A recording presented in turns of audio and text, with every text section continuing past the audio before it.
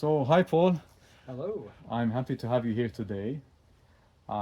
You're a great person to talk to. You're one of my role models. I'm not sure if I've told you that before, but we're having this discussion to talk about our race and its connection with Lyme disease and awareness around the disease.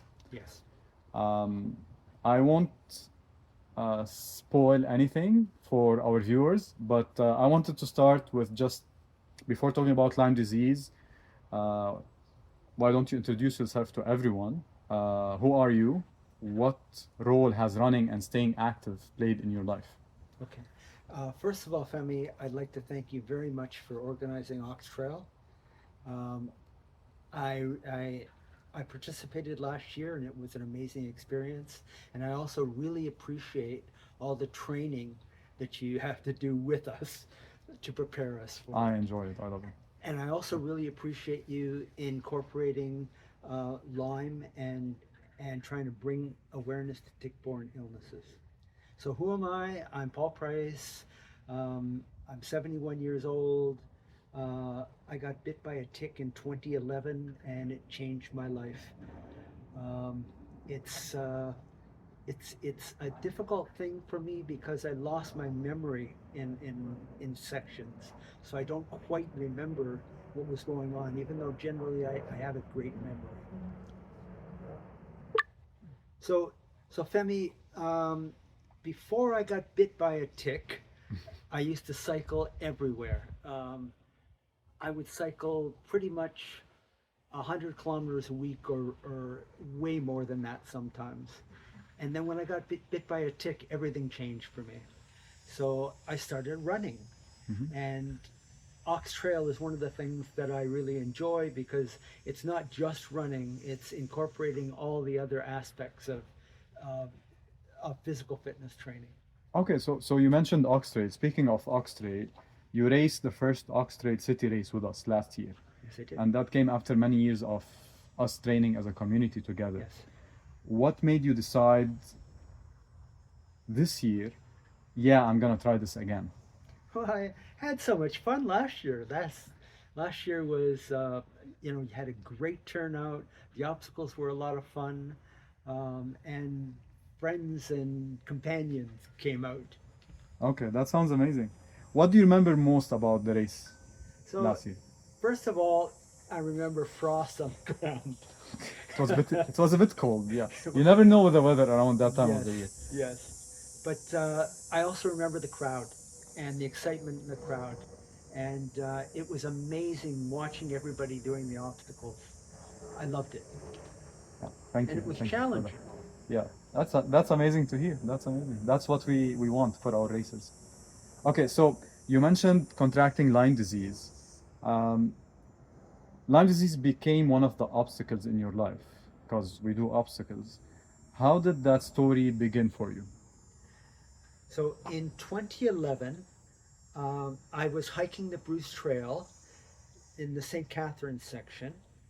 Um, After a 20K hike, I was sitting in the grass waiting for my wife to to come out.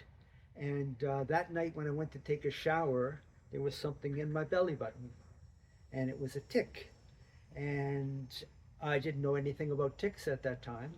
And I reached in and I popped something out. I think I left the head in, which you're not supposed to do.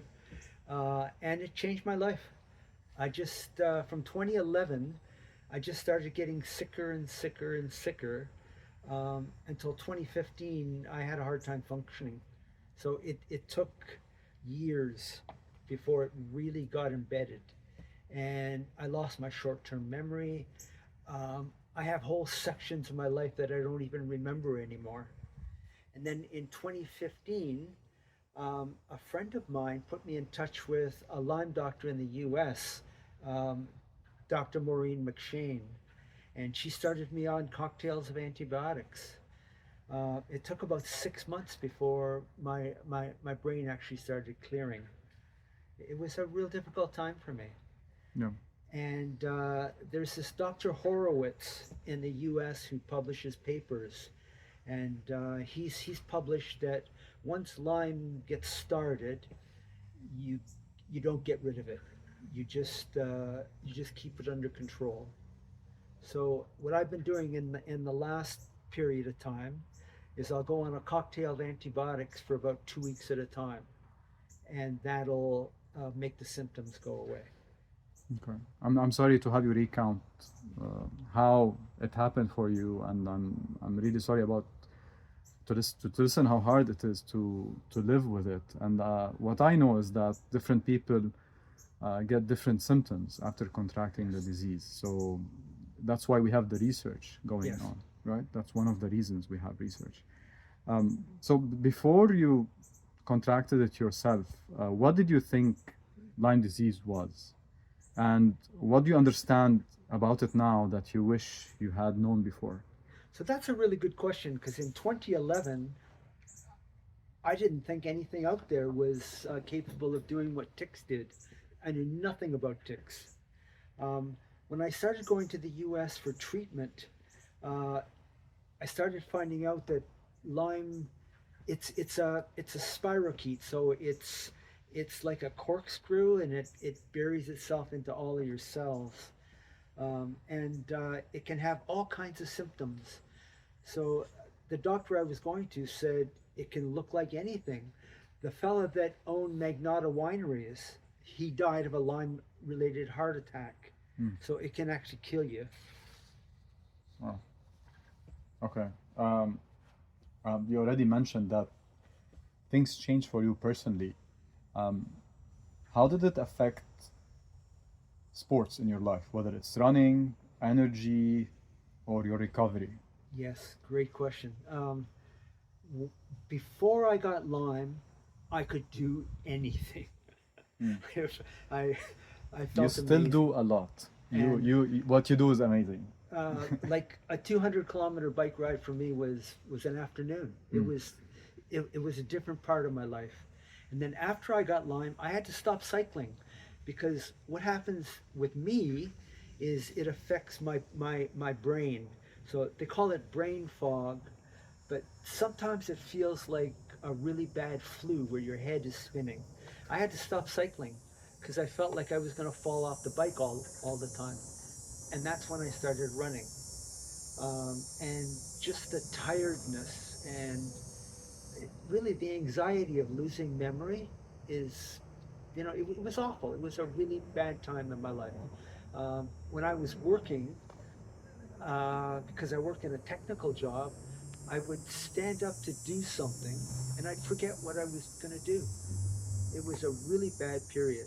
So, in terms of exercise, in terms of my life, in terms of quality, everything changed. Okay. It was awful. Okay. But then after 2015, when I started on treatment, um, everything changed again. So I was able to do a lot more. I mean, granted, I was older and, things changed with age, but yeah, it made a huge difference in my life. Okay. So I can see the difference, and I I wish I would be like you when I'm your age. So that's why I aspire what I aspire to do. You're still out there moving, training, and taking part in the community. What keeps you doing it? So without without activities like OxTrail and training and running and cycling, I don't feel my life would be as full as it is because it's just not what you do for a job. It's just not your personal relationships. It's also how you feel as a healthy individual. Hmm. And without health, I think our lives are poorer. Okay. So you mentioned relationships, and Lyme disease is connected with the outdoors, with the same spaces that many of us love, whether it's Yes. trails, parks, running, and hiking. Has your experience changed your relationship with being outdoors? For me personally, no, Hmm. because I'm going to do all the things that I love, which is camping, backpacking, whitewater paddling, flat water paddling, um, running, cycling. All of these things are really important to me. Hmm. So what I do is I make sure that I'm tick proof. Yeah. So, I make sure that my pants are tight, are tucked into my socks. Hmm. I make sure that I have lighter clothing so you can see ticks. So I'm not afraid of ticks, but I'm very conscious of them. Okay. So, which brings me to my question, like, if you could, if you could tell runners, hikers, and families who spend time on trails, just one thing you wish more people understood about ticks and Lyme disease, just one thing, what would it be? Okay. So some ticks are so small you can hardly see them, Mm. and like most ticks look like small spiders, but they can change your life. They they put their head underneath your skin and they regurgitate their stomach contents, as far as I understand. And it's not only Lyme bacteria, it's also viruses and parasites. So I also had a parasite that attacked red blood cells. So there's a whole bunch of different viruses and parasites that you can get as well. So it's really important to be conscious of that. And if you do get bit, make sure you get treated. Okay. Yeah, treatment is very essential, especially in the first 48, 72 hours, they say. So there's a lot of misconceptions about ticks. When I got bit, I went online and they said ticks don't start feeding for 36 hours. And that's absolutely false. As soon as they put their head underneath your skin, you can be infected. And it's important when you go into emergency or see your doctor to do it right away. And don't just go with one pill of doxycycline. You need at least a couple of weeks. You want to make sure that you don't get it full time like I did. Okay. So if you get treatment at this point, um, you you will be okay, Hmm. And and of it won't be course, long term. yeah, I'm guessing prevention is the first thing we should try at. Yes, And absolutely. if, God forbids, it does happen, then that's why we're trying to spread awareness. And we'll take it from the experts to understand what we Yes, should do, including or also involving tick testing, right? Sending yes, off a tick if you can by taking out the proper way and yes, having it tested.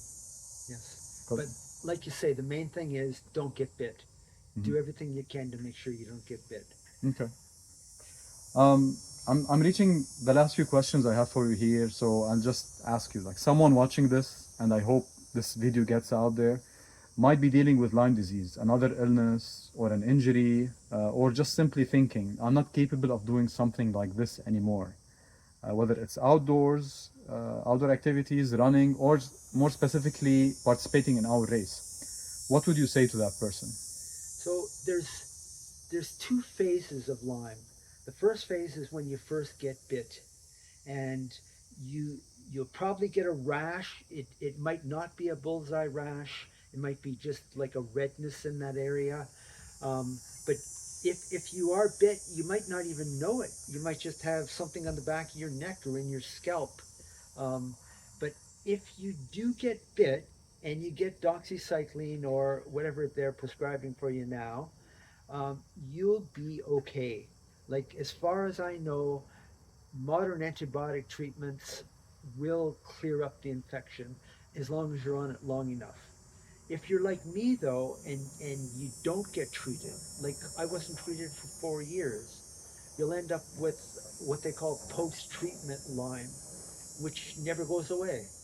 And I would say if you're in the post-treatment phase where you're tired all the time, you have memory problems, um, you have maybe heart problems, you're having brain fog, you're having muscle aches that move around, all kinds of weird things.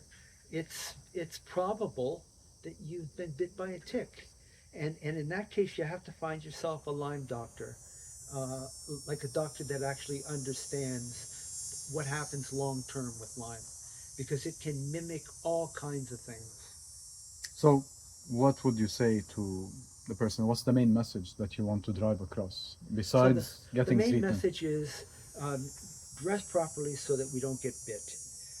If you do get bit, get treatment right away.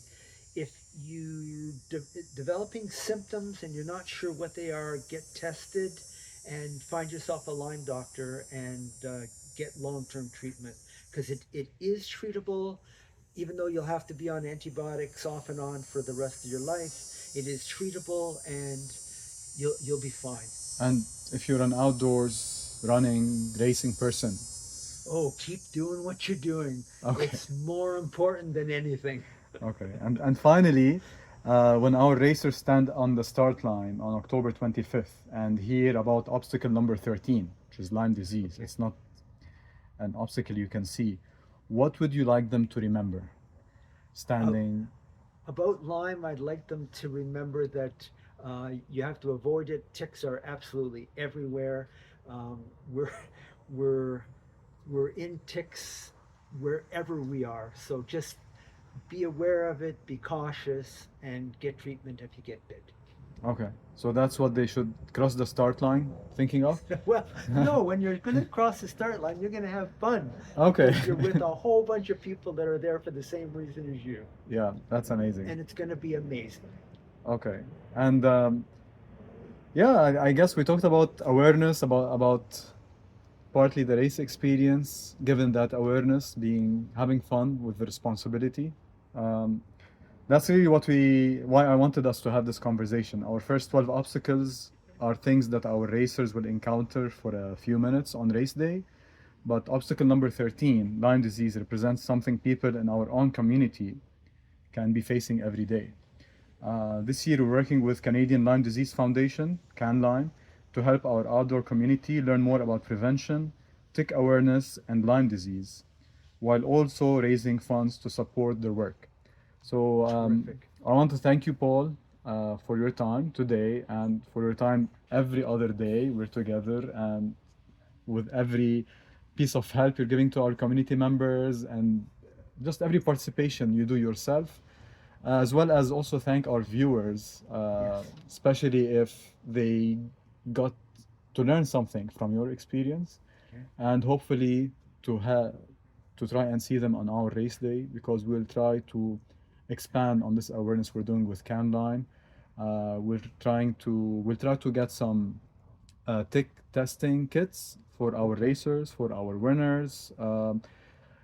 We're going to try and do whatever we can to spread awareness about this obstacle and give people a better quality of life by simply preventing this disease from hitting anyone on the trails. So thank you very much, and see you on the 25th of October. And thank you. Yes, I will be there. Yep, thanks.